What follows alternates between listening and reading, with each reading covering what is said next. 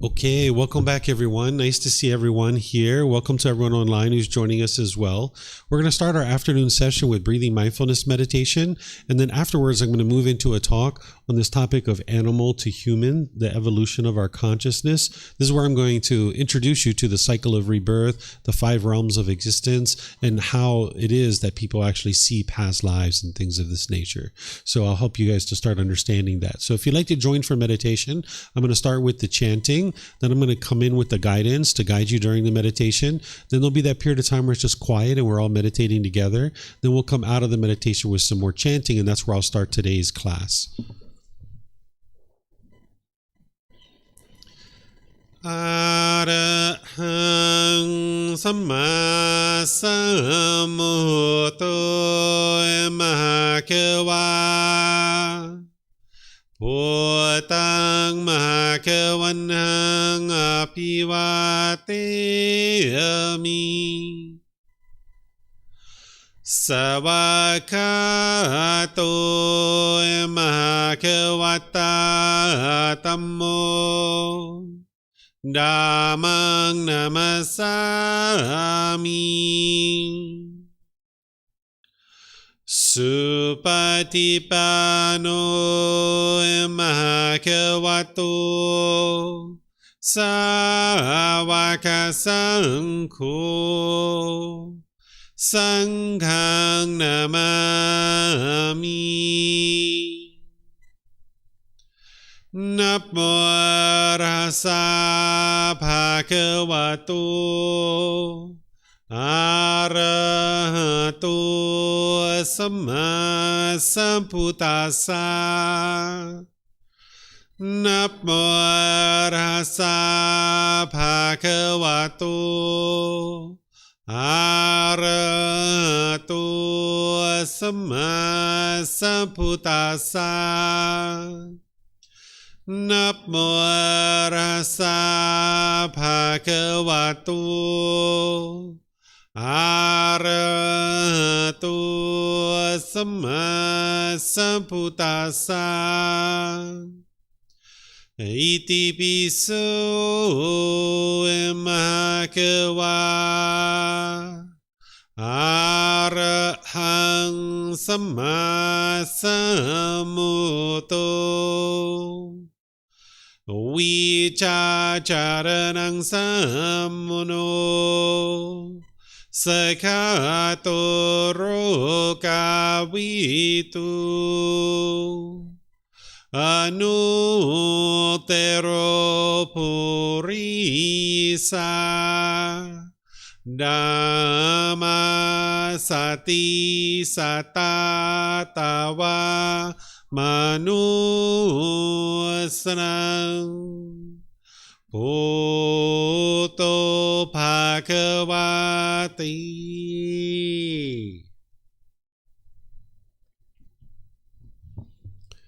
Okay, with the lower body and hands and arms comfortable, and the upper body erect, just close the eyes and start breathing in through the nose and out through the nose. Here you're just looking to establish the breath.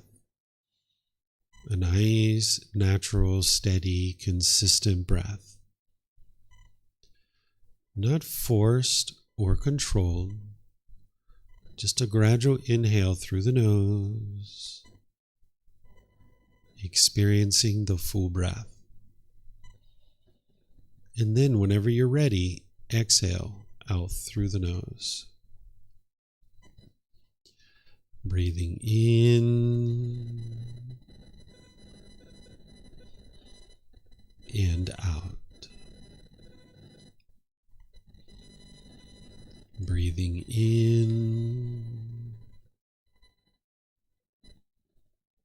and out. Your breath may not match up with the guidance that I'm providing, and that's okay. This is your practice. I'm just here for guidance. You can use this voice as a reminder that whenever you get to the next inhale Breathing gradually through the nose, developing a nice, natural, steady, consistent breath.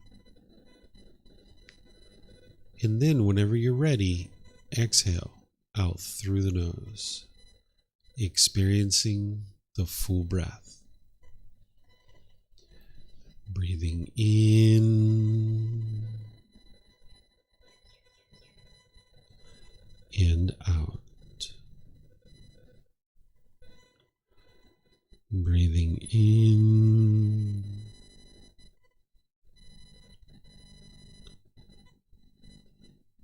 and out.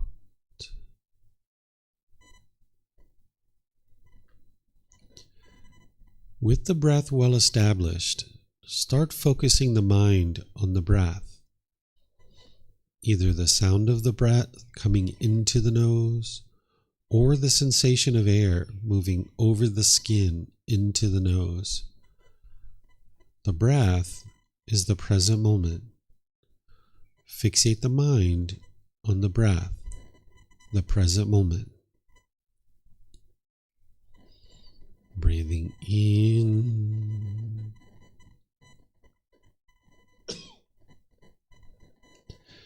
and out.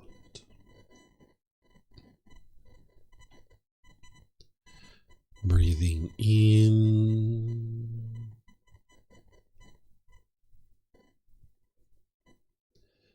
and out.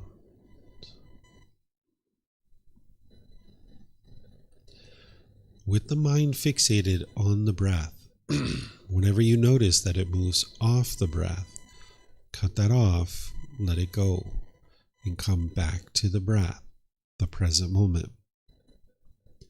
No need to observe the thought, label it, judge it, analyze it, or even try to figure out where it's coming from.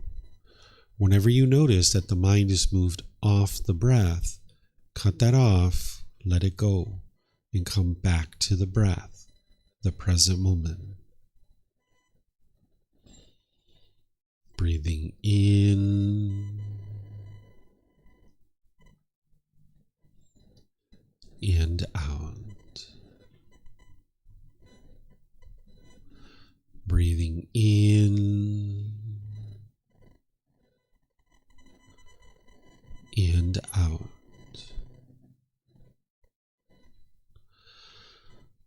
I'm going to be quiet now and let you do this work of focusing on the breath, cutting off and letting go anytime the mind moves off the breath. You have nowhere to go. There's nothing to do. No one needs you right now. This is your time to focus on the breath. Breathing in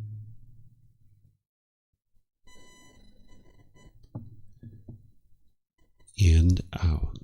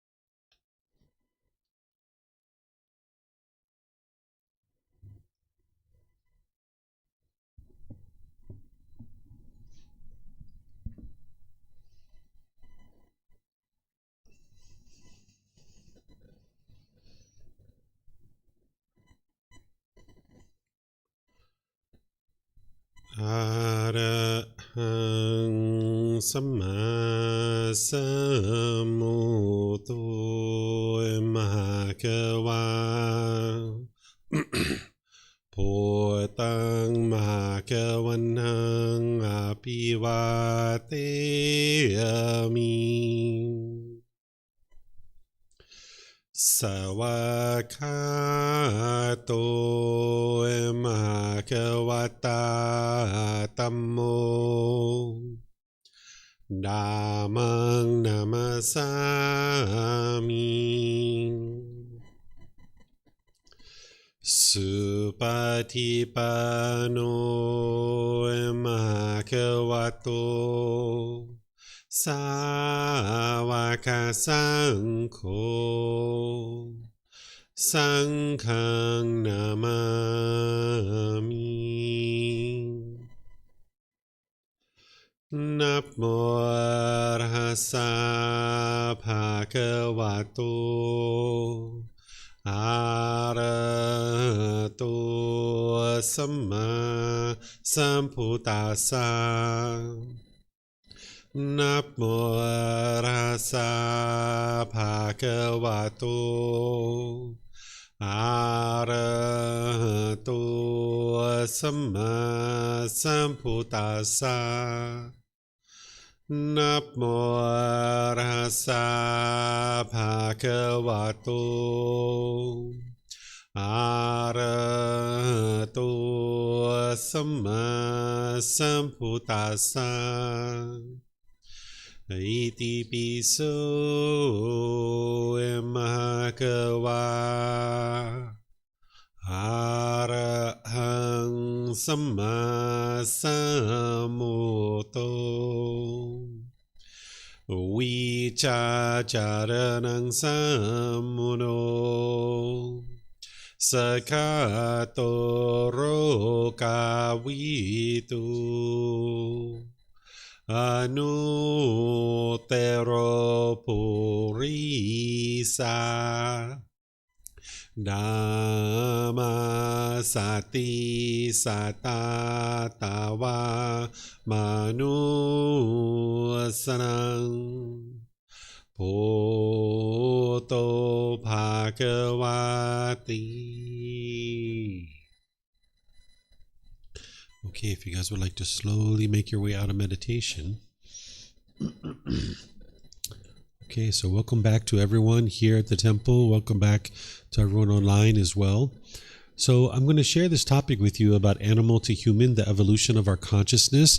This is chapter 20 in our book of Developing a Life Practice, The Path that Leads to Enlightenment. You can read about this in the actual book, but I'm going to teach you certain aspects of this. There's certain things in my talk that aren't in the book, and there's certain things that are in the book that aren't in my talk. So the combination of reading the two will kind of help you.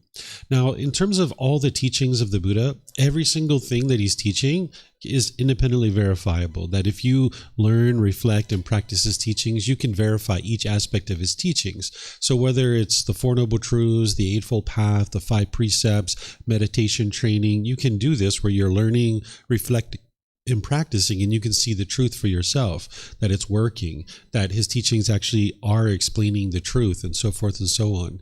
That also applies to things like the cycle of rebirth and the 5 realms of existence. There's ways to independently verify these things. You might not have the wisdom of how to do that right now, but you can acquire that wisdom over time. In our book series of 13 books, I have in volume 11, chapter 105, I have 17 different criteria of how you can independently verify the cycle of rebirth, but it's in volume 11, chapter 105 for a reason, because it's not something you need to approach right up front when you're first learning the teaching. So if you're just starting to learn these teachings, this topic that I'm about to talk about now may not be something that you really sink your teeth into really deeply at this point in time, because what's happened in the past is in the past. It doesn't matter right now. And what may or may not have happened in the future, or may or may not happen in the future, it's in the future. It hasn't happened yet. So there's no need for you to run out and, look at the cycle of rebirth when you're just getting started. You're in the human realm now. This is the most ideal existence for you. And this is where you can learn and grow and develop in order to get to enlightenment. By the way, David, that book may not have it because it was printed about a year ago, The online version has it. You can check though. Chapter 105. It may or may not have it, but the one that you can download online, the newest one, will have it.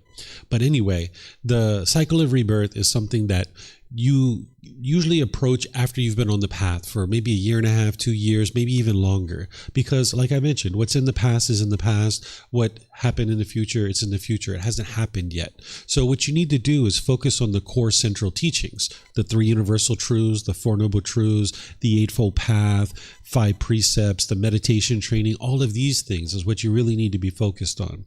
But here in the first book, in volume 1, chapter 20, I kind of introduce students to the cycle of rebirth because it's something that the Buddha taught. And he taught it for a reason. He taught the cycle of rebirth because it's true reality. And this is actually what is occurring in the world. And the Buddha taught the way the world is. He didn't teach the way the world should be. He taught the way the world is. And if you're training your mind with all these other teachings, like the 4 noble truths, the Eightfold Path, meditation training, and things like this, and you're starting to eliminate the pollution out of your mind, there's the potential that you might actually see some of these beings, because some of these beings are in the formless realm. Like you've seen animals and you've seen humans, so you're completely comfortable with that. You understand that these are beings that have form, but you might actually see hell beings. You might see afflicted spirits, which are ghosts. You might see heavenly beings. This is a possibility.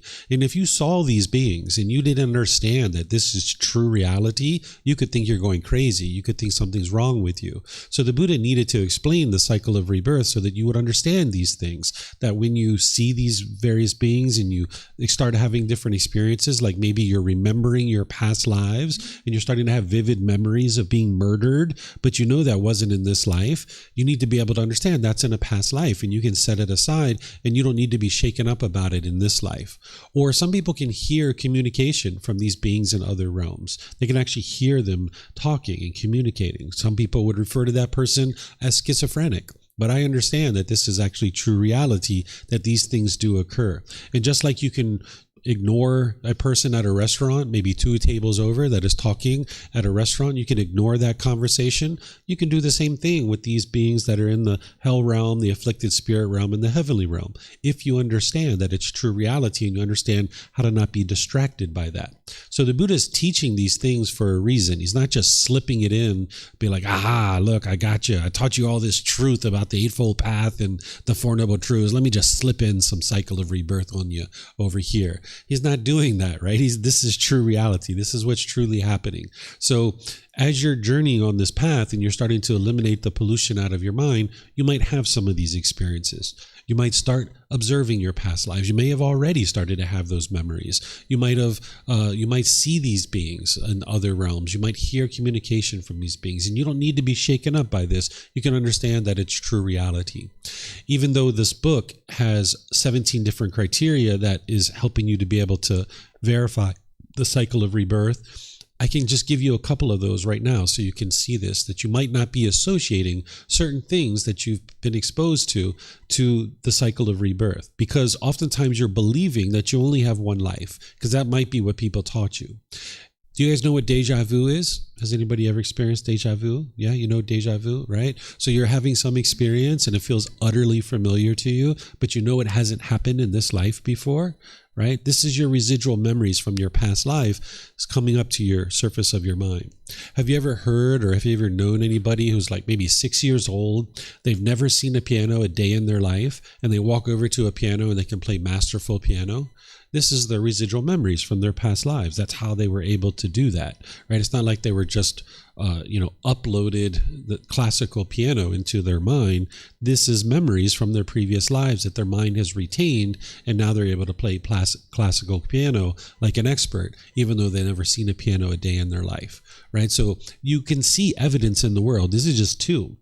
You can see evidence in the world around you where it's showing you that there is a cycle of rebirth here. So I'm going to introduce you to this and help you to start understanding that what you're experiencing in this life is a human existence, but this unenlightened mind has conditioning from your animal existences. The unenlightened human mind functions very much like an animal.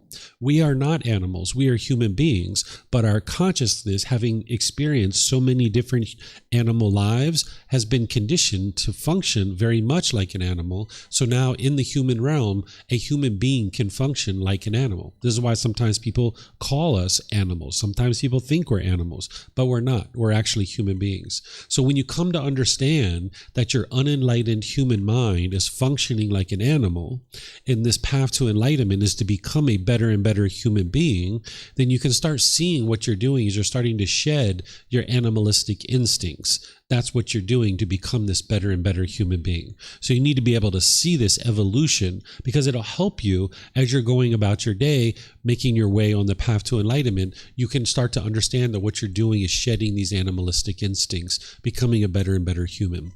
So just like always, you guys are welcome to ask questions here as we go.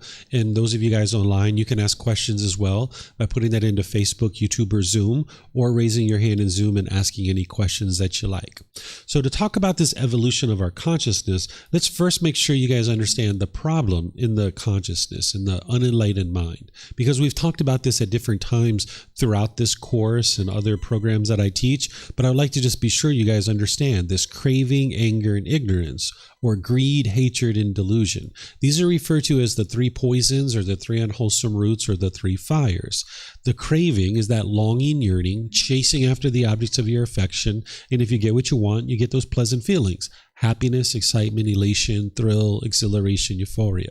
And if you don't get what you want, if you don't get what you're craving, then the mind experiences the painful feelings, the anger, sadness, frustration, irritation, annoyance, guilt, shame, fear, stress, anxiety, things like this, right? So all of that is coming from the ignorance or the unknowing of true reality, the lack of wisdom, right? So in the animal world, those beings can't cultivate enough wisdom in that existence to completely shed their craving, anger, and ignorance and actually get to enlightenment. They're going to continue to experience craving, anger, and ignorance throughout that entire existence.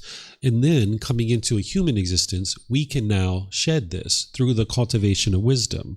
But we still have that conditioning of being an animal, so we still have a certain amount of craving, anger, and ignorance in the mind.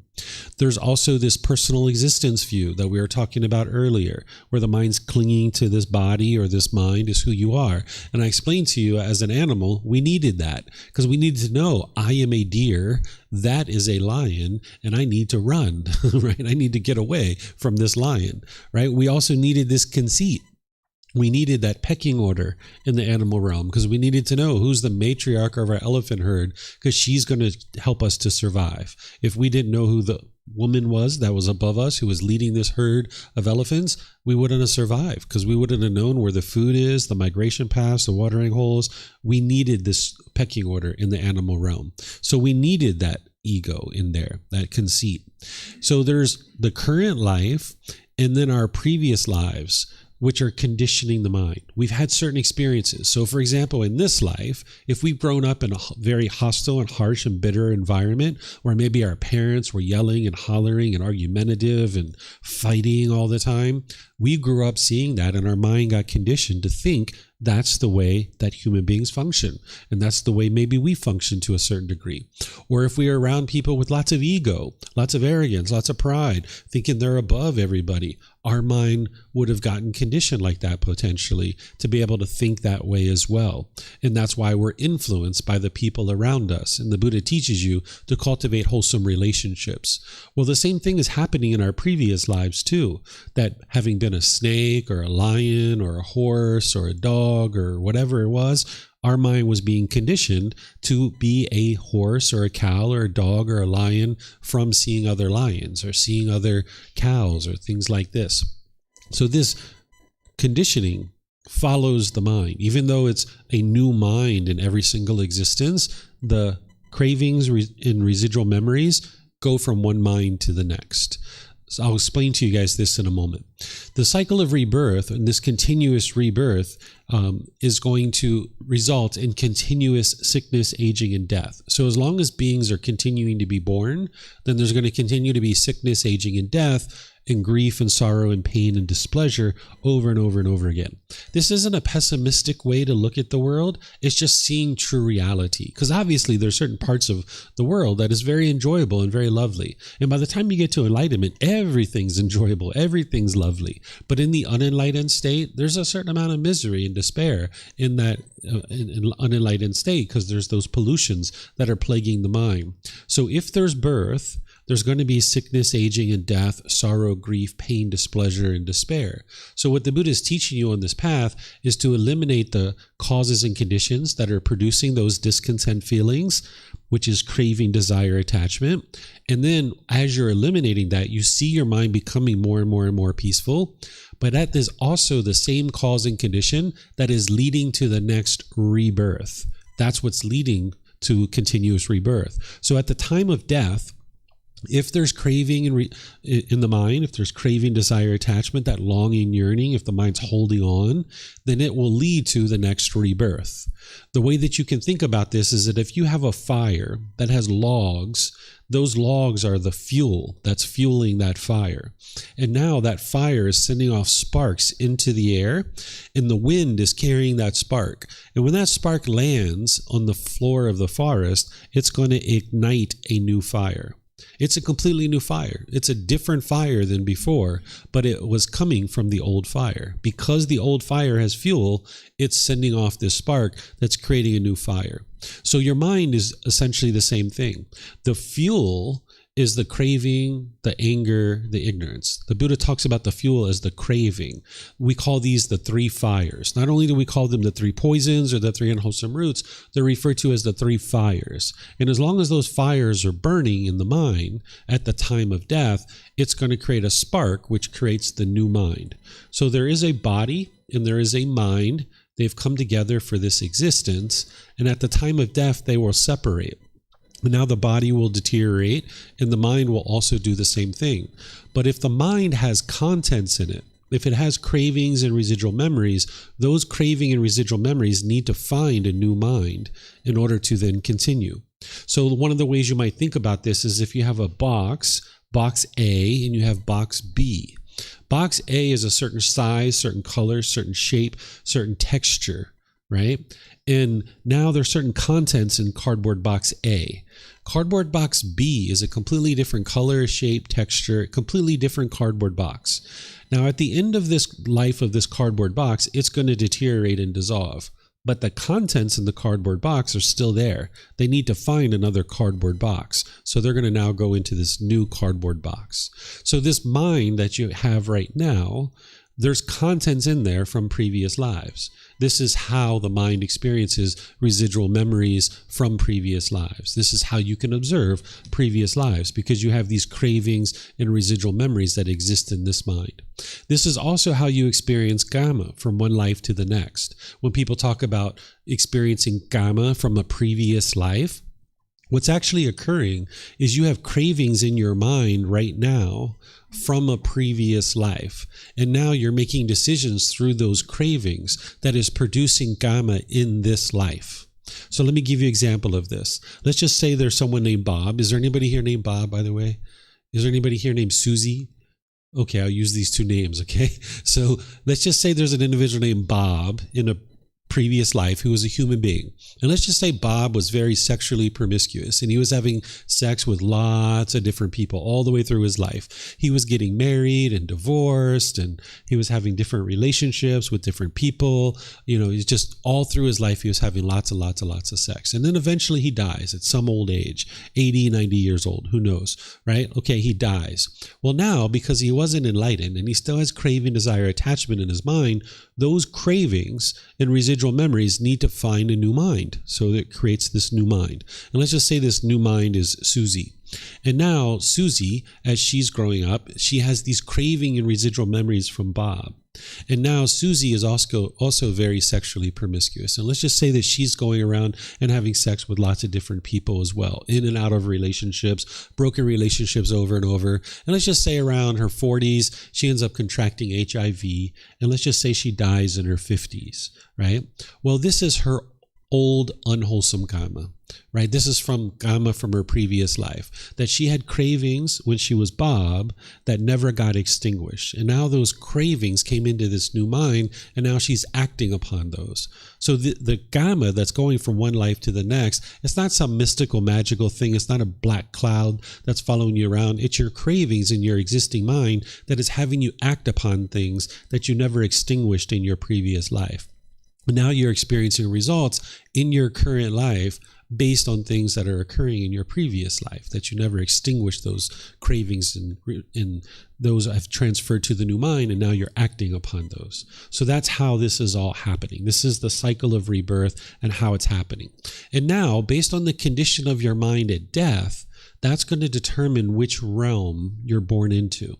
And there's 5 realms that the Buddha taught: the heavenly realm, the human realm, the afflicted spirit realm, the animal realm, and the hell realm. So based on your accumulated karma, it's going to determine which realm that you are reborn into, if you're going to be reborn. But it's based on the condition of your mind. So if you have an extensive amount of craving, anger, and ignorance, you're going to be reborn into one of the lower realms. But if you've extinguished a certain amount of your craving, anger, and ignorance, then there's the potential to be reborn in some of these higher realms. So I'm going to walk you through these and help you to understand what these realms are and the condition of the beings in those realms and what these realms are like. So at this point in time, I realize you may not have any independently verifiable evidence to be able to verify this. And that's okay. You might just consider this to be an introduction to the 5 realms and the cycle of rebirth. But over time, as you journey on the path, you may come to a point where you start gaining insight into this and be able to independently verify what I'm sharing with you.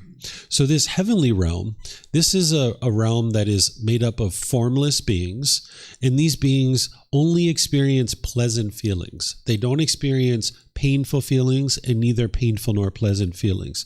They can cultivate their consciousness to attain enlightenment, but they tend to lack motivation because they only experience pleasant feelings. They don't have the painful ones or the neither painful nor pleasant ones to motivate them to get to enlightenment.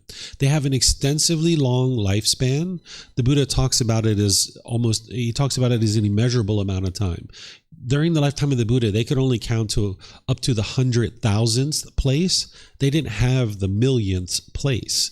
Now we have well beyond that. So anything beyond the hundreds, thousandths place, the Buddha referred to it as an immeasurable amount of time. So like what we might consider to be 500 million years, the Buddha didn't have that number available to him. He would just call that an immeasurable amount of time. He referred to it as an eon.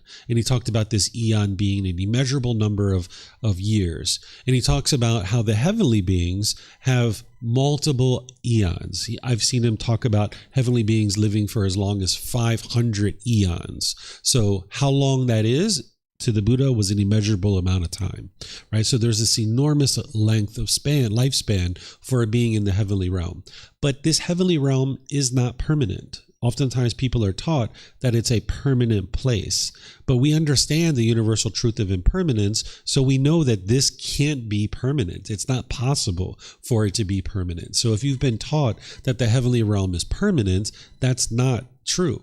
And this isn't the ideal existence, because once you're in the heavenly realm, you're still in the cycle of rebirth. You still need to get to enlightenment. You're still in an existence. You're not done yet in the heavenly realm. And because beings in this heavenly realm tend to lack motivation, it's not the ideal existence. They oftentimes are reborn down into human, afflicted spirits, animal, or even the hell realm. You can go from the heavenly realm even all the way down to the hell realm. It's possible, right? So this isn't the ideal existence. The Buddha's teachings aren't to believe a bunch of things, die, and then get to heaven and be there permanently. That's not what he's teaching.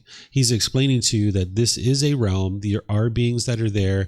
They can get to enlightenment, but they tend to lack motivation in doing so because they only experience these pleasant feelings.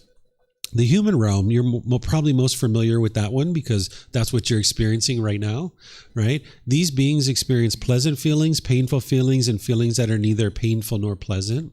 They can cultivate their consciousness to attain enlightenment, and they tend to have motivation to do so because they do experience all three feelings. Those painful feelings and neither painful nor pleasant feelings tend to be built-in motivation for us to get to enlightenment because we don't like those painful feelings. So this is essentially like the ideal existence. And you would have needed to produce a certain amount of wholesome karma in your previous lives to be able to get to this existence.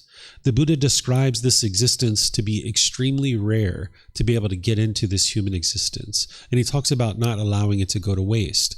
The analogy that he gives to explain how rare it is to get this human existence is he says if the entire world was flooded with water and there was this ring that somebody tossed onto the surface of the water and the wind was blowing this ring all around the entire surface of the earth and there's a blind turtle at the bottom of the sea and it only comes up once every 100 years to get a breath of air. And he says, how likely is it that this turtle is going to put its neck into this ring? Right? It's very, very rare that the turtle's going to put its head into that particular ring. And he says that's how rare it is that you've gotten into this human existence. And that's why he describes that it shouldn't go to waste, that you shouldn't be complacent, that you should apply effort and energy to be able to make your way to enlightenment. So this is the human realm. And this is also not a permanent realm either, right? We're impermanent. We come and go all the time. Then there's the afflicted spirit realm. Some people might refer to this as ghost. These beings are formless beings, right? But some people can see them. They experience painful feelings and neither painful nor pleasant. They don't experience pleasant feelings. It's only the painful ones and the neither painful nor pleasant. They cannot cultivate their consciousness enough to attain enlightenment. They can, evolve a bit, but not enough to get to enlightenment. They can evolve enough to go up in realms. They can go up to the human realm or heavenly realm, but not enough to actually get to enlightenment. These beings tend to have extensive amounts of craving, desire, attachment to people, places, and possessions. This is why someone might say, my house is haunted. Well, what's really happening there is there was a being that was living there before. They're clinging to this house and they're not willing to let it go. And now, as an afflicted spirit, they're still kind of roaming around that property, right? So people oftentimes, or beings that are in the heavenly, or beings that are in the afflicted spirit realm are oftentimes clinging or attached to people, places, and possessions. This is why people say they're being haunted. It's not really that. It's just that these beings are clinging to these places and these people and these possessions and not willing to move on. And that's why they're in this particular realm. Then there's the animal realm, which you guys are probably also familiar with. These beings have physical form and they're also experiencing all three feelings, pleasant, painful, and neither painful nor pleasant. They can't cultivate their consciousness enough to get to enlightenment, but they can cultivate some of their consciousness to a certain degree, particularly if human beings are involved. When human beings are involved, we tend to train animals and they can kind of become a little bit better, where an animal left on its own to its own devices will actually be quite wild, quite untamed, as we call it, right? Even here in Thailand, you can see some of the street dogs that live on the street. They're pretty untamed, right? They're going to be pretty hostile and bitter sometimes, barking and biting you or chasing you or things like this, not so much, but occasionally you see that kind of thing. That's because they're untrained. So when a human is involved, we can typically train this animal to be a bit more domesticated because they're getting the training that they need. But left to their own devices, they're not going to necessarily experience that.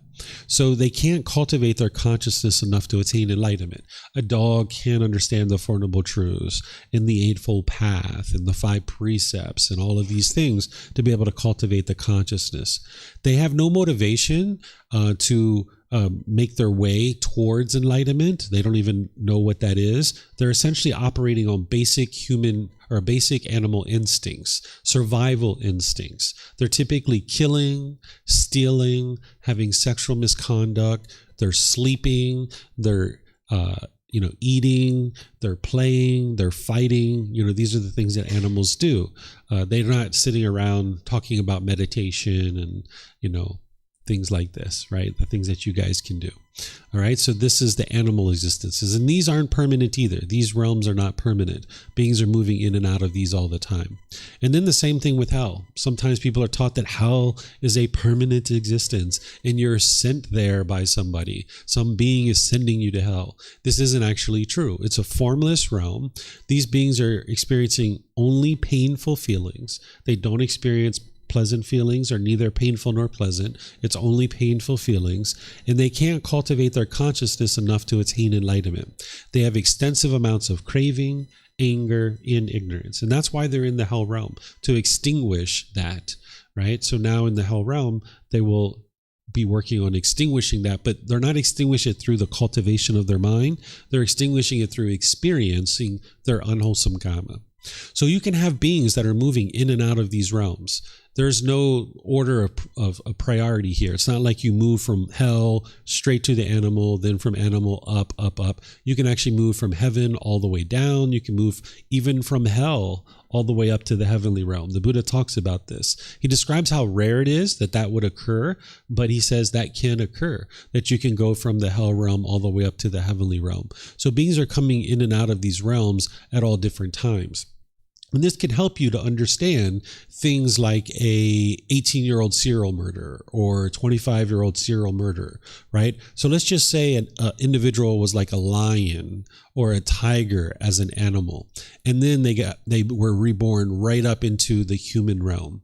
And now this being is having this craving to kill, right, as a human being, because they were doing so much killing in this animal realm that when their mind came up into this human realm, they still have that craving to kill. And now at early age of 8, 10, 12, 16, they're showing signs of being what we would refer to as a serial murderer, right? Because this consciousness has been conditioned in that way, right? You can also see human beings who are actually quite loving and kind and warm and gentle, right? Maybe quite pleasant to spend time with, even early in life, all through their teenage years and adulthood. These might be beings that were in the heavenly realm that were reborn down into the human realm, right? So that you'll see this kind of thing. So beings are moving in and out of these realms based on their own decisions. There's nobody that's sending them to one place or another.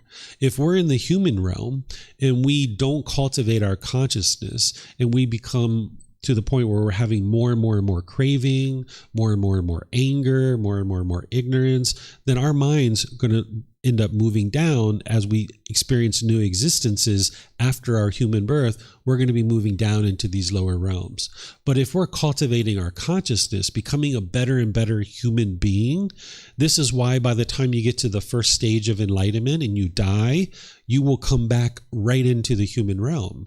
After your death and you're ready for rebirth, you will come back to the human realm, because as you were cultivating your consciousness to get to that first stage of enlightenment, you became a better and better human being. So now, functioning as a better and better human being in that first stage of enlightenment, you won't be reborn down into the lower realms. It's impossible once you get to the first stage of enlightenment to be reborn into the lower realms, because you're going to come back into a human realm because your mind's functioning like a human being, a better and better human being.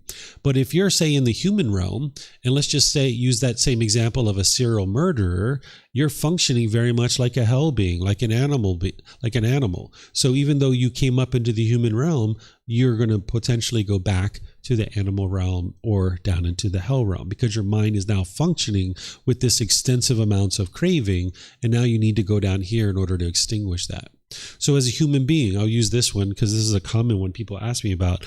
If they have maybe like a lot of sexual craving, they're having a lot of cravings, having sex with lots and lots and lots of partners. Well, as a human being, if you die with that in your mind, then that's what animals are tending to do. So there's a very high likelihood that you would be reborn down into the animal realm in order to extinguish that, because a lot of what animals are doing is having lots of sex. And one of the ways to extinguish a craving is to actually fulfill it.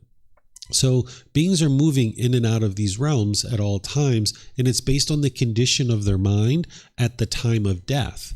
And it's our decisions of what the condition of our mind is at the time of our death. So it's our own decisions that are leading to rebirth in any one of these particular realms. So I'm going to pause here and see if you guys have any questions on anything that I've shared so far. First, talking about the problems and what the mind is experiencing, talking about the cycle of rebirth and how this is happening with the fuel and the spark and the cardboard boxes, and then these 5 realms. Do you guys have any questions here that you would like to ask? Yep, Simon. For those of you guys online, you can put your questions into Facebook, YouTube, or Zoom, or you can raise your hand in Zoom and ask any questions that you like. Maybe this is an impossible question to answer, but I'll ask it anyway.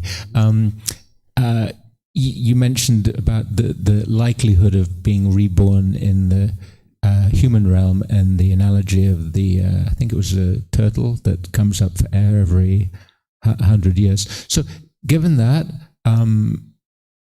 obviously it's extremely unlikely to be reborn in the human realm, but I'm thinking, like, this is probably a silly question, but like, you can't really, I know you can't divide it up into percentages, obviously, but what's the likelihood for each realm? So for example, is it, the hell realm, animal realm, I know it's gonna be dependent really on someone's actions in their lifetime, right? It depends on the state of your mind. And the state of your mind is going to determine your actions. So it's not like at the end of your life, you're being judged for everything that you've done your entire life, and then you're going to a good place or a bad place. That's not what it is. It's as you go through life, you have certain pollutions in your mind, because you wouldn't have been born if you didn't have pollution in your mind. Everyone's born imperfect.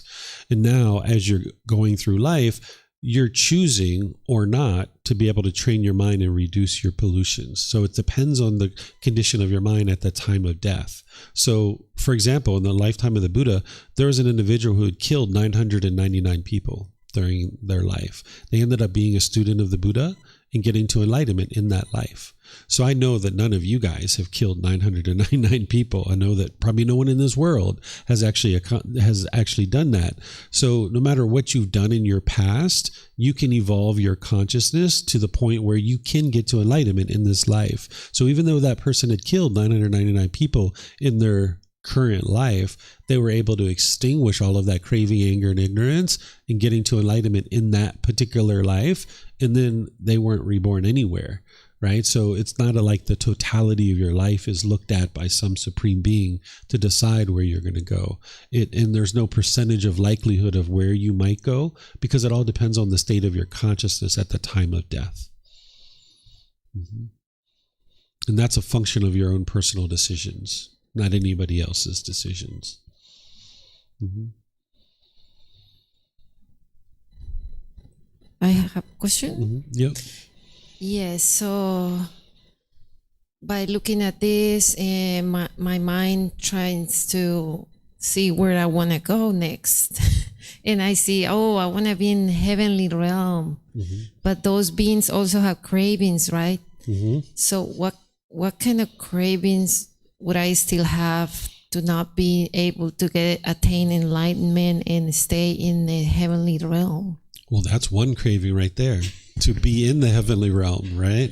So that's why, do you remember those fetters, number 6 and 7, that desire for form, desire for formless? You're going to need to get rid of that desire to reside in heaven. One of the things that the Buddha teaches you, I just shared it with you earlier this morning, about how everything that you see someone experiencing that is unfortunate, you've experienced those same things. Well, he also says the other side too. He says anything that you see somebody experiencing that is fortunate, he says you've already experienced that. He talks about our lives in the past as countless lives. The analogy that he gives is, he says, the tears that you've cried in your previous lives is more water than all the water in all the seas. The milk that you've drank from your mother's milk is more water than all the water in all the seas. And the blood that you've had is more water than all the water in all the seas. So essentially, countless lives. So feasibly, you could see that you have experienced very fortunate things in the past, and you've also experienced very unfortunate things in the past. So this helps you to be able to eliminate your cravings. It's like, well, you've already been in the heavenly realm. Why you want to go back? right? Or you've already had a Lamborghini. Why do you want another one? Right? I don't know if you want a Lamborghini or not, but my son probably would. Right? So these are the kinds of things that you can remind yourself when you see someone experiencing something fortunate or unfortunate. You're like, I've already experienced that before. Why am I longing, yearning for that now? Or why am I looking down on that person now for them experiencing that? Because I did exactly the same things at one point. Mm-hmm. Yep, there he is. He'll like his Lamborghini. Yep. So, is it on? Okay. So, do we know? So, say you had mostly good thoughts. Let's say 85% in this life, but for some reason, before you died, I don't know, some shit happened and you got into a really disturbed frame. So what would happen then?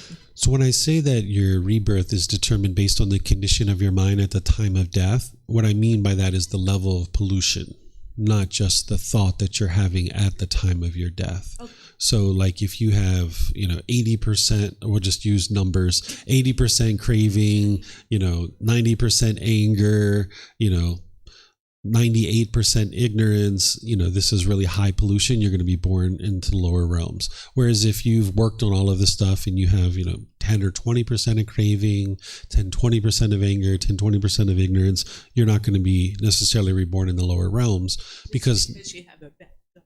Yeah, just because you have a bad thought. Because you can even have a bad thought, like when you're in the first, second, and third stage of enlightenment, you can have a unwholesome thought. In that, by the time you get to the fourth stage of enlightenment, you'll be having wholesome thoughts all day long because you don't have any pollutions of mind any longer. So in those first, second, and third stages of enlightenment, even though you have an unwholesome thought at the time of death, it doesn't matter because now your pollutions have been eliminated to a certain degree. So you will come back into the human realm in the first and second stage. And then in the third stage, you'll be reborn into the heavenly realm.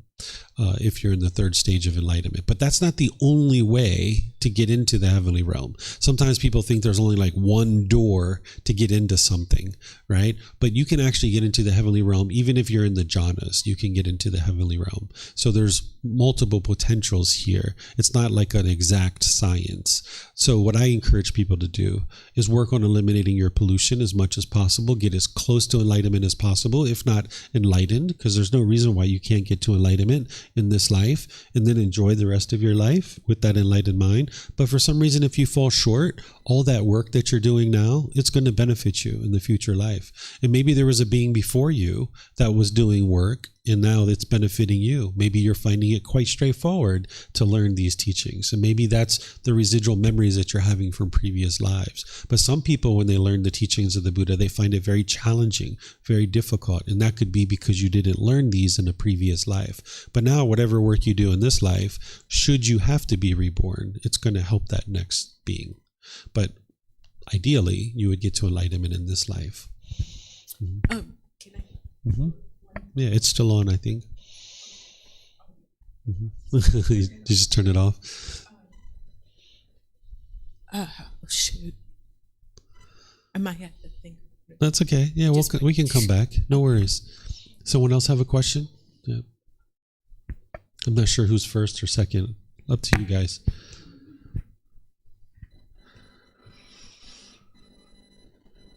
A couple of questions. The first one is, how are we supposed to think about all these spirits and beings? Are we supposed to think that, we all live, we all share kind of the same space, in the world? Or, the universe is such a large space and these beings can live anywhere in the universe. So just a question on that. Yeah, these beings are all in the same time and space as us. So just like there's a human being sitting here now, I could get up and leave, and let's just say a dog came in and sat here. We're all in the same time and space. So the same thing with hell, afflicted spirits, and heavenly beings. Sometimes people think of heaven as being like really far up in the sky somewhere, or hell being deep down into the core of the earth. That's actually not true. This is the reason why you can see these beings, you can communicate with these beings, because they're all in the same time and space as us. So knowing that can be helpful, because now when you see one or you hear one, it's just like, all right, yeah, that's normal, right? Just a normal thing. You don't have to be all shaken up by it. And I wonder, like, as you said, right, sometimes we hear them or we talk to them, etc. So how does that communication happen? I mean, we have a body and we have a mind, right? So we have certain tools, let's say, and they set us up for enlightenment or getting on that path, right? Mm-hmm. But for example, for a being in the heavenly realm, they don't have a body.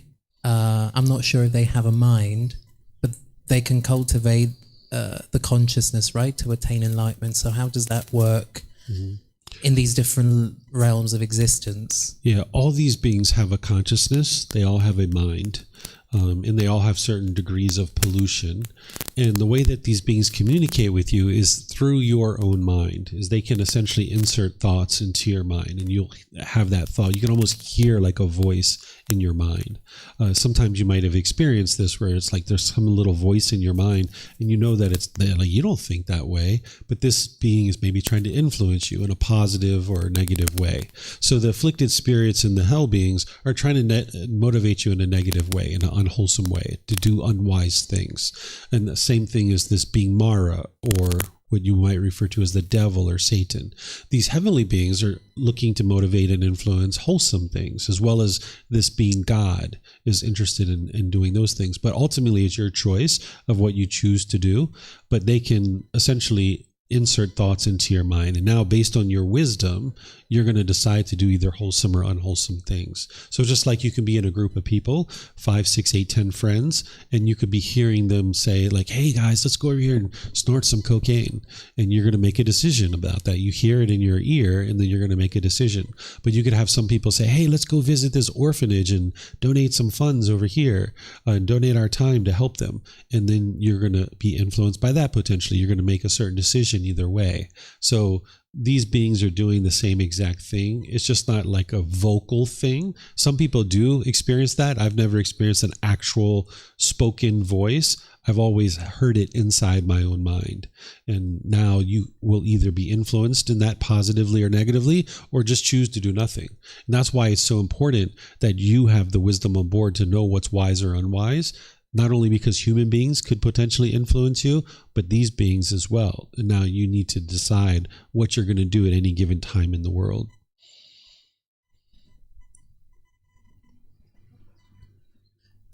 Also influence these other beings. Like, for example, we can influence animals, I guess. We can tame them, like share a house with them. Do we also have an influence on these other beings? Yes. So for example, like afflicted spirits, if there was a ghost around my house and I came in contact with it, I would probably talk to it, but like, hey, you can move on. You don't live here anymore. Maybe you could just let us live here peacefully, and we don't need you to be around. If you'd like to stay around, you're welcome to, but it'd be better if you just kind of moved on. And that's helping that being to then be reborn into a better life, because in that afflicted spirits realm, they can't get to enlightenment. Ultimately, it'd be good for them to let go of that house. So now that's one less craving that they have in their mind, so that they could potentially be reborn back into the human realm or into a heavenly realm and actually get to enlightenment. So you can talk to these beings and influence them just like you would a dog or a cat or a horse or anything else. Same thing with these beings as well. And you still like to practice loving kindness with them, and the 5 factors of well-spoken speech and compassion and all those kinds of things as well. Mm-hmm. Yeah, you thought of your question? Yep. You want to just get out of samsara, or whatever you call it, all of this. Mm-hmm. And keeping in mind that I forget which fetter, as far as form or formless. Mm-hmm. realm. If you just want to be enlightened and you don't, whichever is the quickest way, Mm-hmm. that makes sense to just, instead of, I might have a preference, probably human, because I think that might be the fastest way. But really, if you just want to be enlightened, is it okay just to have that in mind? Let me be reborn where I can most quickly. Yes. I mean, if you have that in mind, it's not going to influence where you are reborn. It still comes down to the condition of your mind at the time of death, what level of pollution you have. So no matter what you're thinking, if you're like, man, I just really want to be in the human realm, I really want to be in the human realm, it's not going to mean that you're necessarily going to be reborn back to the human realm. So the better thing to do is just get rid of that craving, get rid of all the other cravings, and just learn how to be a better and better human being, get rid of those pollutions, and then whatever happens, happens. So when I teach this stuff, you'll never see where the Buddha uses this to guilt, shame, or fear you into learning and practicing his teachings. He's just saying, here it is. And that's what I'm doing too, is I'm just saying, here it is. Here's what the cycle of rebirth is. Here's what the 5 realms of existence is. And that's essentially the way you would like to take this. Is like, okay, interesting information. Back to the Four Noble Truths, back to the Eightfold Path, back to the meditation. I see and understand what's being taught here, but let's get back to the real work. Let's train this mind. And that's where you really would like to focus. But it does help to have this understanding, because if you start experiencing some of these things that we're talking about, it'll seem normal to you and you won't be shaken up by it. Mm-hmm. More questions? Yep. Thank you, David. Someone else, sorry. Is there any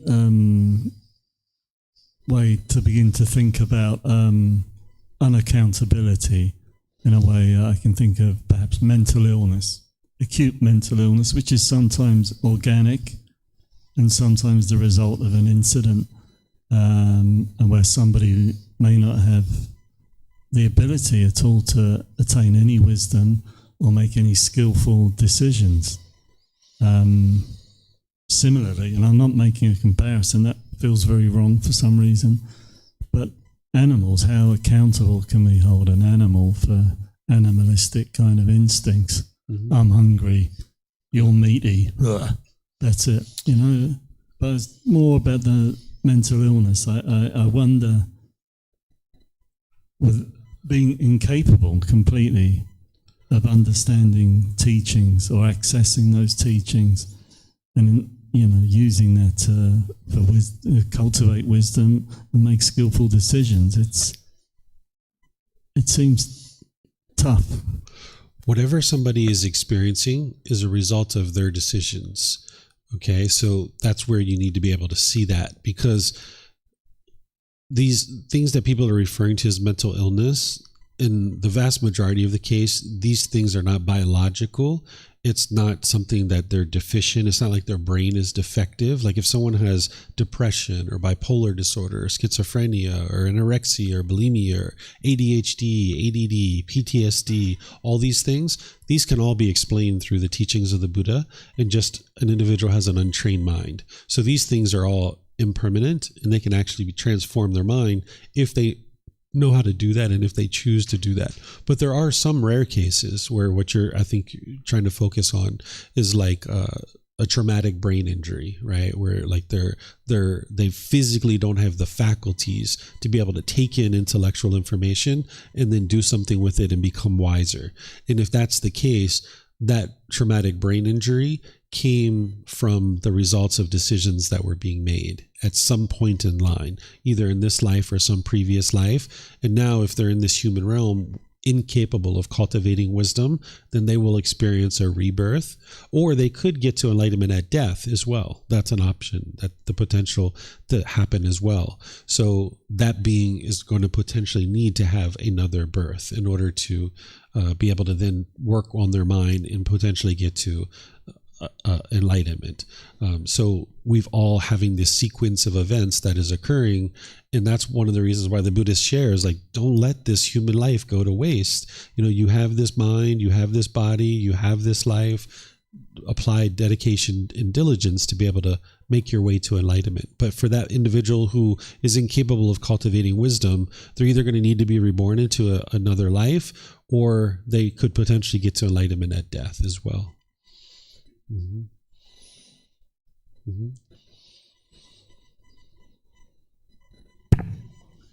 Okay, I have a couple of questions about the animal realm. In the scenario that you shared before about living in the human realm highly governed by animalistic instincts, and then gets reborn in the animal realm. You mentioned that and the animal realm can extinguish their cravings. So my question is, how can some being extinguish cravings in the animal realm if they cannot cultivate the consciousness? Okay, so there's two ways to eliminate a craving. There's cutting it off and letting it go. That's what you're learning in this type of training.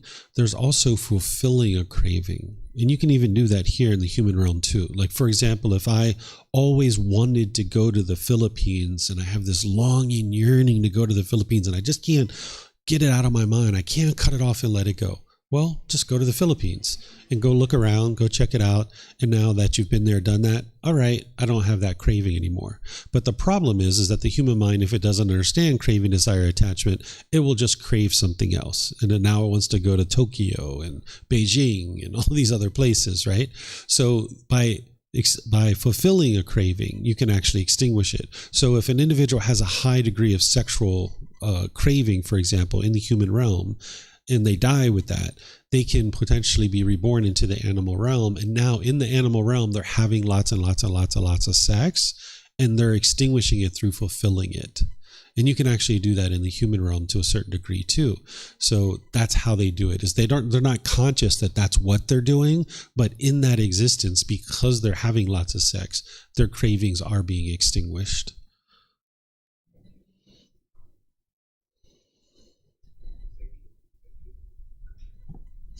Works. Yeah. Okay. My second. Yeah, I think these mics over here seem like they're working better. Simon always gets a good mic for some reason. I don't know how he does that. I think this will work. Second question about the animal realm is so from what we're learning, can animals have memories of previous existences in the human realm? So can an animal remember that they were a human in a previous realm? Yeah, because you can see animals that can be more compassionate or more empathetic. I don't know. Yeah, this is where sometimes you can see a dog that walks on 2 feet, right? Like they stand up and they walk on 2 feet, right? So you can, they have the ability to remember some of those things as well. Mm-hmm. Mm-hmm. Okay. So I think, let me check online here. We have a question here coming in from Julie. Julie, sorry I didn't answer your question in your last session, but I answered it after you left.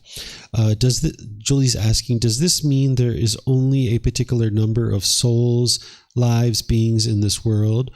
Are there beings being born for very first time, or are they all recycled beings? Okay, so it's important to understand that the Buddha never taught that there is a soul or there isn't a soul.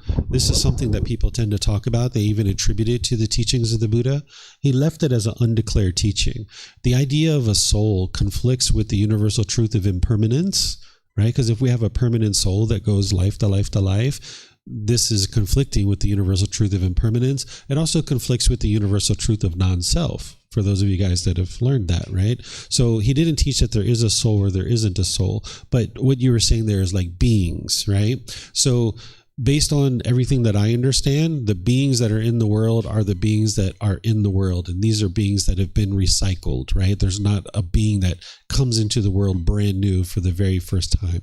That happened at the very beginning of existence. So all these beings that you're seeing are beings that have been what you're describing as recycled. And one of the ways that you can see this is because of what we're experiencing, that scientists tell us that out of all the animals that once existed in the world, that 99% of them are extinct. And the animals that we see in the world only represent 1% of the animals that actually once existed. So that means the animal realm has been shrinking. right? And there's still a massive number of animals. I mean, just think about one ant colony, right? There's probably 100,000 ants in that one ant colony. And think about how many ant colonies are all throughout the world, right? So there's trillions and trillions and gazillions of animals still waiting to be reborn. But at one time, there was even more animals that existed in the world. So if we see a shrinking of the animal realm, then what we should see, if this is all true, is we should see an expansion of some of the other realms. And that's exactly what we see, that as the animal realm has been shrinking, the human realm has been expanding, right? So that's what we would see if this is actually true. So these beings are being recycled as you're describing. Sometimes in the animal realm, they're being reborn constantly in the animal realm. But because that animal realm is shrinking, those beings have to go somewhere else because they can't get to enlightenment. They can't escape the cycle of rebirth, so they have to go somewhere. So we can see that the human realm is expanding. That's why we're up to 8 billion people now. So you can see this evidence of the truth that the Buddha is describing here. Okay. Yep, you have another question?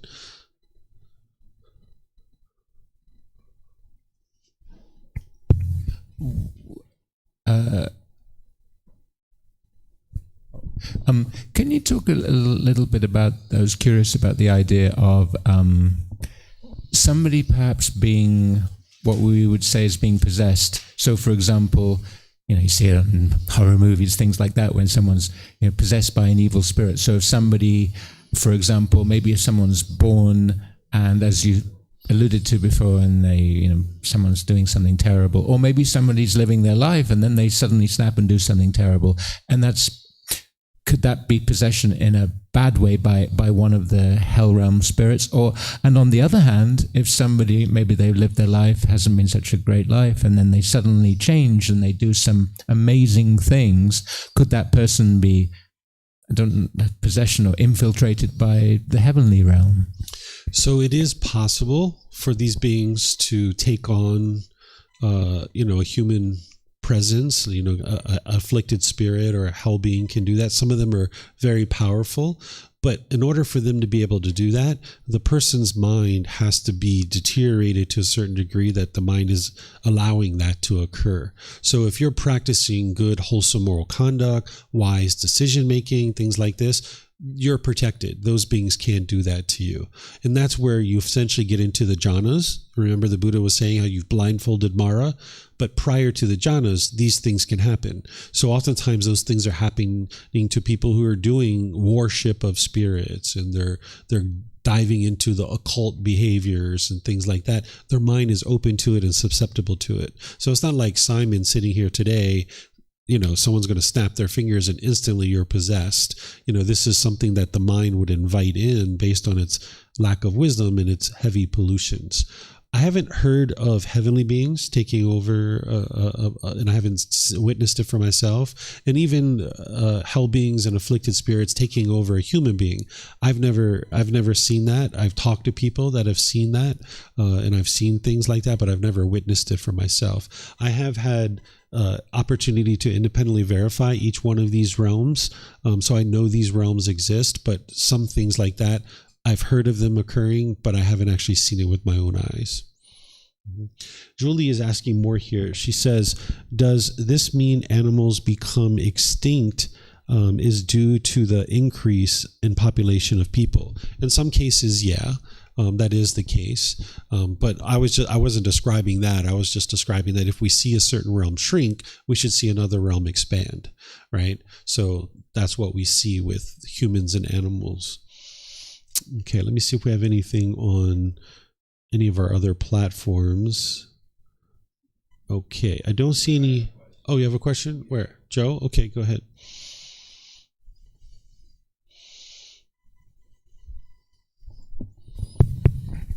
What about dementia? If you forget everything, you carry no negative karma? Yeah, so with dementia, in my opinion, what this is an individual who hasn't trained their mind throughout their life, and the pollution has become so heavy that now they're experiencing those symptoms that we refer to as dementia.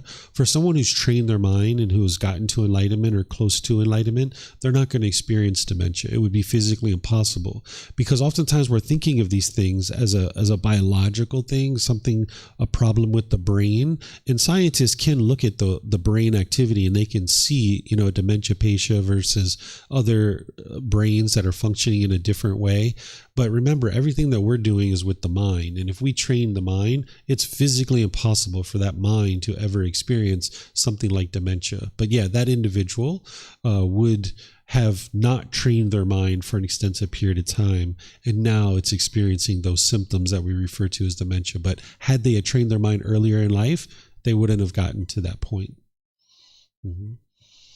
Okay, so now I'm going to explain to you guys how an individual would observe their past lives, right? Because now that we've talked a little bit about the cycle of rebirth and the 5 realms, so I'll help you to understand how an individual will experience observation of their past lives. So if an individual comes out on their street of their house and they're on the street of their house, they're just looking at that street and they can only see what's going on that street. But if they move to a higher vantage point, they can see not only their street where they live, but they can see all the interconnecting streets. And they might even be able to see how one town connects to another town because they've moved to a higher vantage point. So when your mind is polluted, it's like walking out on the street and all you can see is this street. But as you're lifting out this pollution out of your mind, you're moving to a higher consciousness. You're moving to a higher vantage point, and you observe more of your current life. You might even be looking over your current life and be like, wow, what I did in my 20s, that was really unwise. Thank goodness I'm learning these teachings now, because if I would have kept doing that stuff, I'd probably be dead by now, right? So you even look over your current life because you're moving to this higher vantage point with a higher consciousness, and you can see more of your existing life. And you're like, wow, thank goodness I'm learning these teachings, because now I know all those things were unwise that I used to do in the past. But also, as you're moving to this higher vantage point, lifting out all this pollution, you can see more of your previous lives, potentially. Not everybody who gets to enlightenment is going to see their previous lives, but for some people, they do observe their past lives. So getting to this higher vantage point is eliminating the pollution out of your mind. And as you're doing that, there's the potential that you will observe your past lives. So it's not something that you have to do. It's not something that the mind's required to do. It's not something that you should crave or long or yearn for, but just understand that there's a potential that the mind will do this. If you ever do see your past lives and you start observing this throughout your life at different times, the things that you're going to get out of this is, one, you're going to be able to have tangible proof that the cycle of rebirth is true. You will know with 100% certainty that this cycle of rebirth is true. The other thing that it can do is it can give you insight into some of the cravings that you have in this life, because you can see that they came from a previous life. But that part actually really doesn't even matter, because the fact is that you have a craving now and you've got to get rid of it. Whether it came from this life or a previous life, it really doesn't matter, right? You need to eliminate this craving either way. So while it's really interesting to see your past lives, because you can absolutely independently verify the cycle of rebirth, and you can kind of see some of your cravings that you're having now and where they came from, in all actuality, it really isn't helping you to eliminate discontentedness necessarily. So that's why you don't have to see your past lives in order to be able to get to enlightenment. There's people who are enlightened that never have seen their past lives, but they've independently verified the cycle of rebirth in other ways. That's why there's 17 different ways to independently verify the cycle of rebirth. One of those 17 is observing your past lives. If you have that experience, beyond a shadow of a doubt, you'll know that the cycle of rebirth is true. But not everybody's going to experience that. That's why there's 17 different ways. So getting to a higher consciousness is moving to this higher vantage point. And this is how people can oftentimes see their previous lives and have memories of their previous lives. So do you guys have questions on this? No questions? Okay. So now I'll share with you guys about this evolution of our consciousness from animal to human, so you can see it more clearly and what your goal is on this path to enlightenment. So the vast majority of rebirths that occur into the human realm are actually occurring out of the animal realm. The Buddha talks about the animal realm and the hell realm as being like a prison, that it's very challenging to get out of that. Because like a lion, for example, that's constantly killing, it's very challenging for them to get out of that. Or a snake that's constantly killing, because their existence is dependent on them killing. So they're constantly killing, right? But ultimately, those animals can get out of the animal realm into the human realm, but you need to go through countless rebirths in the animal realm in order to be able to have the opportunity to be able to get to the human realm. An animal such as like a turtle or a rabbit or an elephant is much more likely to be reborn into the human realm than like a snake or a lion or a tiger or something like this that is regularly killing. So the animal realm and the human realm is considered to be like a prison, because it's very challenging to get out of it, because you need to experience so many rebirths. But then eventually beings will be reborn into the human realm. Even a lion can be reborn into the human realm, as I was sharing. So the vast majority of our human beings that are in existence today have come out of the animal realm at one time or another. So the unenlightened human mind functions very much like an animal, because we kill and we steal and we have sexual misconduct, we have all these cravings, we do all similar things as like an animal. So just like an animal might lack memory, human beings oftentimes lack memory as well, because their consciousness is polluted. Just like an animal functions through a praise and reward system, that if you praise and you reward an animal with like a treat, it will tend to continue to do that behavior over and over and over again. So the treats that we get is like a certificate, right? It's like, here's your degree. And now once you get that one degree, now you want another one and another one, right? Or if your parents give you a bag of chocolate M&Ms, it's like, wow, what do I have to do to get another one of those, right? There's like this praise and reward that the human mind will function through. We also, animals learn from a pack of like species. Like if you're a monkey, you learn how to be a monkey from other monkeys. If you're a snake, you learn how to be a snake from other snakes. Human beings are the same way. We learn from other human beings. That's why if we grew up in a loving and caring household, we tend to have those kind of qualities. Not always, but we tend to have those qualities. If we grew up in a bitter and harsh and hostile environment, we tend to adopt those qualities because we're learning from like species, just like an animal. And there's certain behaviors that are instinctive, and there's certain learned behaviors. And for human beings, many of our behaviors are learned. So we have words in phrases in the languages that we speak that basically are alluding to this. Even though a lot of people don't necessarily understand that human beings are coming out of the animal realm, we tend to say phrases like, you're acting like an animal, or you're fighting like cats and dogs, right? We say those kinds of things because we know to a certain degree that, yeah, you're acting like an animal. Even though you're a human, you're acting like an animal. You're fighting like cats and dogs. We say these things because, yeah, you're acting like an animal. As a human being, you're a human being, but you're functioning like an animal. So we kind of see this, even without having studied these teachings at all. Some people actually see it. Human beings are fascinated with animals. Right? We have zoos where we go to look at animals. We have pets in our homes now. Some people sleep with their animals, right? As we're growing up as children, we have stuffed animals, right? We wear prints on our clothing that are like animal prints, right? Because we're so fascinated with animals. We go to zoos and aquatic parks and we lurk at animals because we're so fascinated with them, because we all came from the animal realms at some point or another. We essentially had animal existences. So we're so fascinated with animals because of that past existences that we've had. Our mind's been conditioned to really admire certain animals, right? So the animal consciousness is preoccupied with craving, anger, and ignorance, the ego and the self. And so is the unenlightened human mind, that same consciousness that we were experiencing this craving, anger, and ignorance with the animal consciousness. Now that we have a new consciousness as a human being, those cravings and residual memories are now in this new cardboard box. And even though you're a human being, in the unenlightened state, an individual can function very much like an animal. So what you're doing on this path to enlightenment is you're evolving from this animalistic instincts and this animal consciousness into this human consciousness, trying to get to a better and better existence where you've eliminated all the difficulties and struggles, because living as an animal is very difficult. It's a lot of struggle to live as an animal.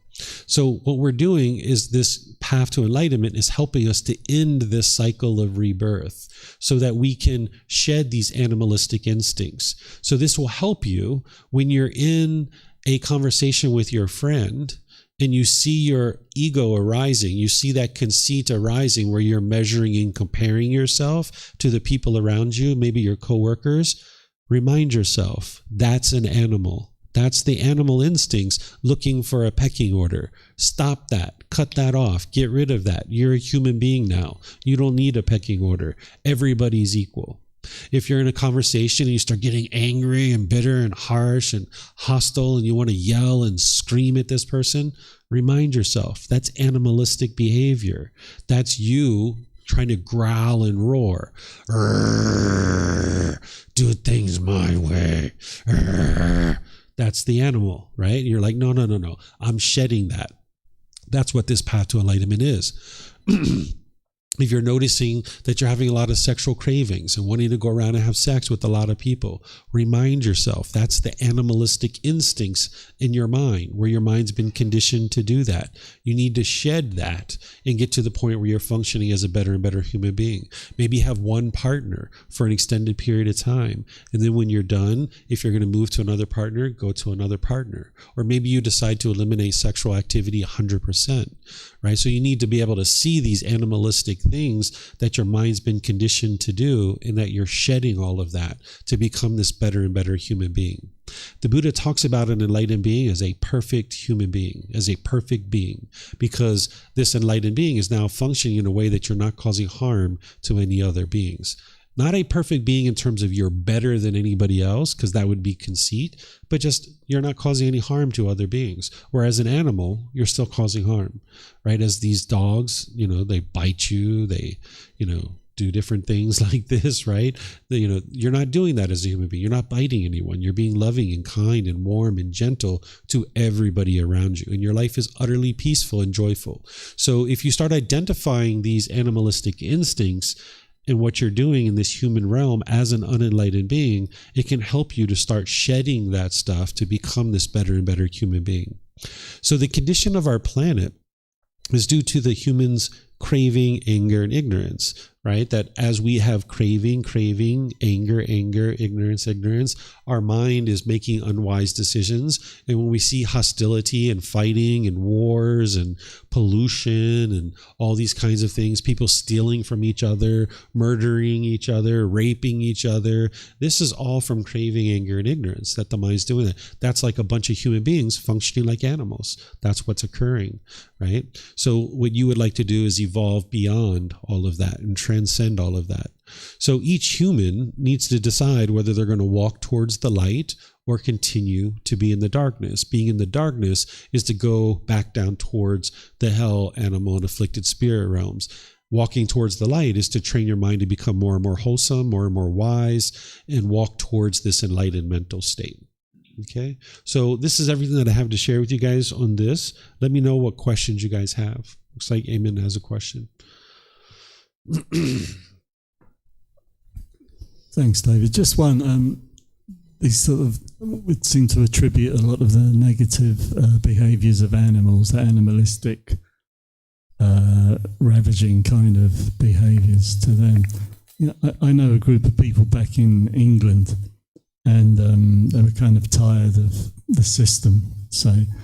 And they built a community that live in appears to be a forest and a field, and they grow their own food. They're a little bit grubby, and there's something when I've seen them and spent time with them. There's something quite animal about their choice to live separate from, not in houses. They live in teepees and things like that.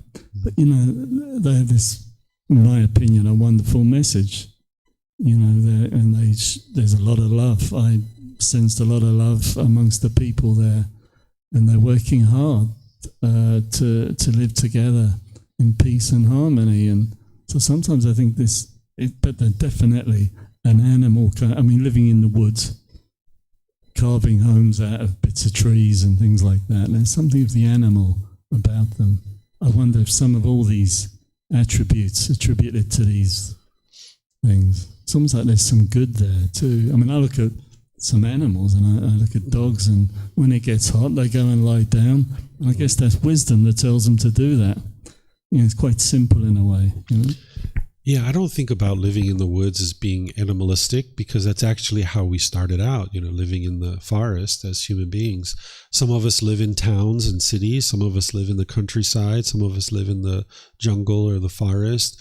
They're living as better and better human beings, because you were talking about love and kindness, and they have intelligence to build shelters and grow their own food and things like this. That's not animalistic behavior. They're just choosing not to live in a city or a town. They're choosing to live in the remote jungle or the woods or what have you. So I understand why you're thinking about it as animalistic, but animalistic that I describe is more like bitterness, harshness, hostility, aggression, these kinds of things. That's animalistic. Mm-hmm.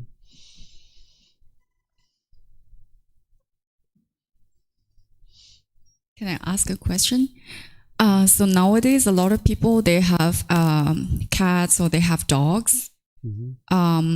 And we love our animals. Sometimes we would think as if they're human and we treat them the same way. Mm-hmm. Like, I'm just thinking if there is a way that we can do to help them to be reborn to like human realm. Yeah, or is this thought like, is it a good thought or is it not good? Yeah, this is one of the reasons why we're seeing the expansion of the human realm, because human beings are having more and more contact with animals, and we're training them, right? Like I see people in my village pushing their animals around in strollers, like baby strollers. I see there's a guy here that walks his dog, has shoes for his dog. He puts shoes on his dog and takes him for a walk. And you can see that dog functions very differently than the street dogs, the way that their mind functions. So as these animals are coming in more and more contact with human beings, they're elevating their consciousness in the animal realm, which is then going to help them to be able to get to the human realm. Animals are living side by side with humans nowadays, sleeping in our homes and stuff like this. They don't have to go out and kill for their food as much because human beings are feeding them. So whether someone chooses to do those things or not, it's a personal choice for them. Based on everything that I know, it's better to have a separation between animal and human realms. This is the whole reason why we keep getting viruses from the animal realm coming into the human realm. Things like HIV, mad cow disease, swine flu, bird flu, COVID, all of these things, it's viruses coming out of the animal realm. And while we might have vaccines and medicines for those things, we haven't actually solved the root problem, which is human beings having this close contact with animals. And as long as we keep doing that, we're going to keep getting viruses coming out of the animal realm into the human realm. So whether someone chooses to have an animal as a pet and train it to become a better and better animal, and then ultimately potentially reborn into the human realm, that's a choice for each person to make. I grew up with animals. I love all beings. But for me, at this point in my life, I wouldn't choose to have an animal because it's taking responsibility for another life. I would rather that being go out in the world and live its life the way it would like to live, rather than being at my home, caged, doing the things I want it to do. I'd rather it just go out and live its life and make its own decisions so that I don't have to make life or death decisions for this other being. But that's where I'm at, and that doesn't mean it's right or wrong. It's just the way that I think, and each person needs to decide for themselves about those kinds of things. Thank you. Thank you. You're welcome. Okay. I don't think we have any other questions anywhere. Let me just check one more time. Yeah, I don't see any questions anywhere. All right. So right now is the end of class. It's a little bit after 3. So as you guys know, I just kind of let you guys ask questions, and whenever you're done, you're done. So I know that our class normally ends at 3 o'clock and it's after 3, but I usually just keep talking. Whenever you guys are done, you're done. And if somebody would like to leave, they're always welcome to leave. But I would like to just say thank you for your interest to learn and practice these teachings, because it's the very best thing you could ever do for yourself, those around you, and all of humanity. Because as you're becoming a better and better human being and not functioning like an animal, you're causing less and less harm in the world. And that's the very best thing you could ever do. I really admire people who do this hard work to be able to look inward and train their mind, because it's really easy to show up to a building, believe a bunch of things, maybe do a lot of worship or prayer or rituals and ceremonies and stuff. But then after that, life is really difficult because you haven't cultivated wisdom about how to lead a better life. But coming to a place like this can oftentimes be very challenging up front, because you're having to do all this work to look at your own mind, to see your ego, to admit that there's ego there, be willing to let it go, train your mind with meditation, learn all these things. But then having done all of that stuff, the rest of life becomes a lot easier, right? So I really admire people who are willing enough and dedicated enough to do this inner work, to choose not to cause harm to other beings. So that's why I start and end each one of my classes with a thank you. So thank you for your dedication to learning and growing and becoming a better and better human being. So tomorrow, I'm going to continue to teach you guys, as I've been doing each day. We're going to start with loving kindness meditation to help with that. Then I'm going to teach you how to eliminate fears. Because there are certain things that you can do to eliminate your fears. So if you have certain fears, I'm going to teach you how to eliminate those. We're going to talk about this being of God, because oftentimes people have a lot of misunderstanding around this being. Some people think the Buddha didn't even teach about this being, but that's actually untrue. So I'm going to teach you how to get to enlightenment with a relationship with this being, or without a relationship with this being. It's your choice, but I'll teach you either way. Because if you've been taught to fear this being, or you've been taught that this being punishes you or rewards you, if you've taught this being is controlling you and has some destiny or plan for you, or you've been taught to pray to this being and ask for things, all of that stuff is going to get in your way of enlightenment. Because if you fear anything at all, you're not actually enlightened. So I'm going to teach you more about this being. So if you'd like to have a relationship with this being, you can. But because this being doesn't determine whether you get to enlightenment or not, you can actually get to enlightenment without a relationship with this being too. But there are certain things you need to learn about that as well. So I'll teach you all about that tomorrow. Then after our lunch break, I'm going to come back and teach you guys about meditation to eliminate sexual cravings. I'll teach you how to do this. So then I'll teach you the meditation to realize non-self. That'll be in the afternoon. And then we'll actually do one of these. It'll be up to you which one you would like to do, but then we're going to actually do one of these. Okay. So thank you all for coming, and perhaps I'll see you guys in a future class. Okay. Have a wonderful rest of your day. Sawadee Kap.